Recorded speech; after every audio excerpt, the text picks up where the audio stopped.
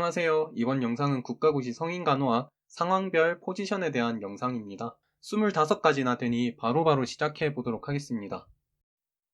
먼저 흉곽천자는 침상에 앉아서 책상 같은 곳에 양팔을 올리고 기대면 늑간의 공간이 확보가 되는데, 이 상태에서 숨을 내뱉은 호기 말에 잠깐 숨을 참고 바늘을 삽입하게 됩니다.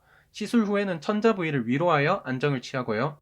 간생검도 마찬가지로 숨을 내쉰 후 멈춘 다음에 생검을 실시하는데, 자세는 앙와이나 좌측이 상태에서 우측 팔을 머리 위로 올려 천자 부위를 확보한 상태로 진행을 하겠습니다.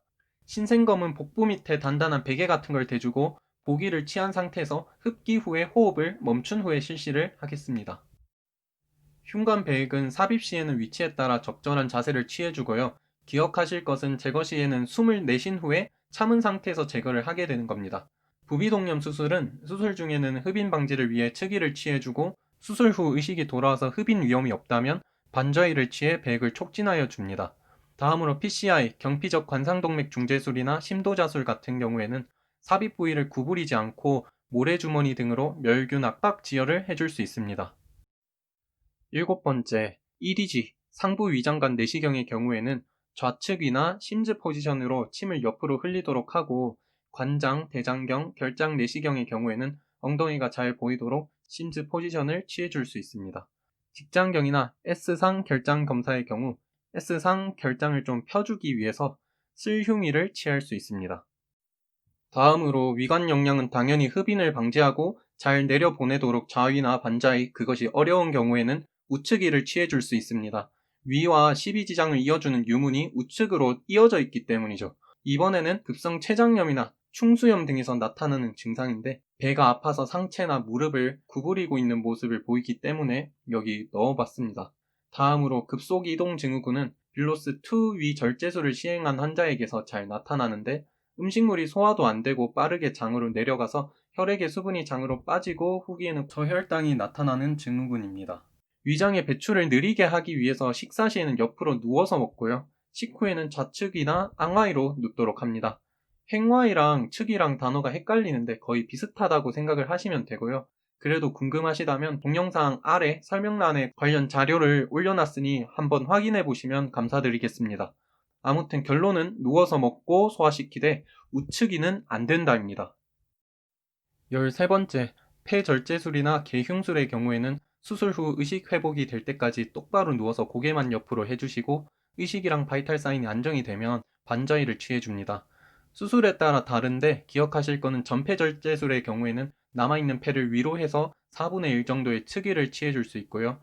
잘못 누우면 남아있는 폐를 압박하기 때문에 폐가 확장되는 것을 방해하고 종격동도 비어있는 쪽으로 변이가 잘 일어나기 때문에 주의를 해야 합니다.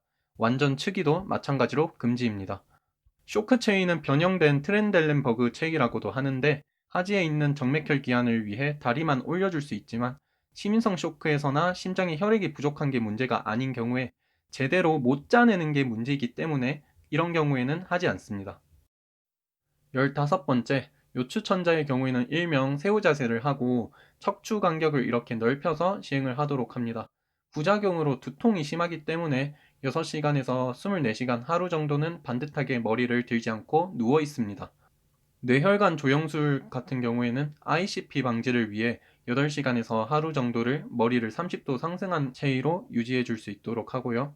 뇌졸중의 경우에는 마비가 오지 않은 신체 쪽으로 돌려눕습니다. 추간판 탈출증 수술 후에는 12시간에서 24시간 정도 단단한 침상에 똑바로 누워 있어야 하고, 낮은 베개를 사용해서 침상머리도 평평하게 유지를 해줍니다. 체위를 변경할 때에는 통나무 굴리기법을 사용하고, 의자에 앉을 때에는 허리를 잘 곧게 펴고 앉습니다.